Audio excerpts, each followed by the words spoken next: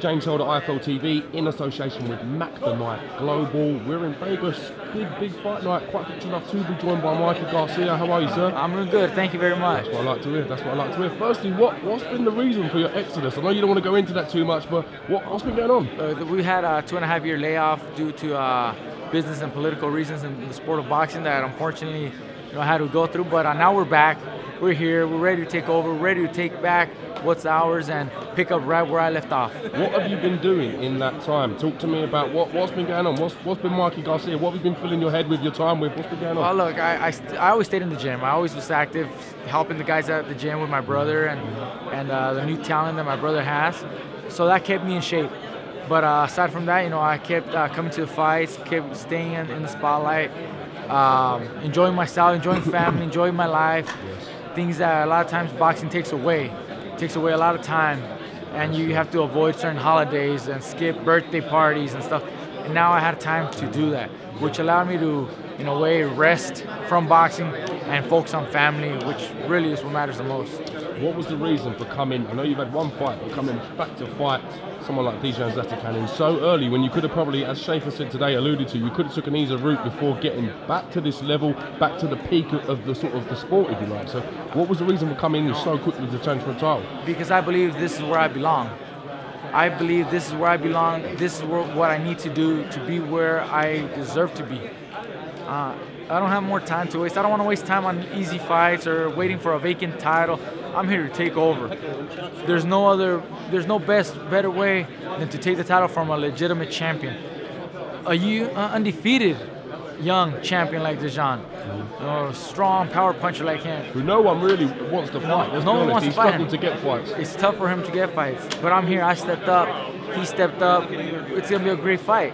But this is the kind of fight that will put me right where I need to be, where people can recognize me for the true champion that I am. What sort of fight are we anticipating from this? And stylistically, do you think you and DEJAN, your styles are gonna mesh very well? It definitely is. I have a lot of power. He has a lot of power.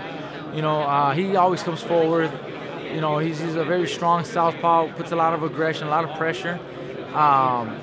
It's just gonna be a great matchup. I think this fight is gonna be probably guaranteed. Outcome's gonna be by knockout. Either way, he has power. I have power. I'm ready to give it all. He's ready to give it all. No disrespect to Leo and to Carl, because they put a great match the first time around. I cannot expect any different. But the power that we have, me and my opponent, is that much greater. So you can definitely expect some knockdowns.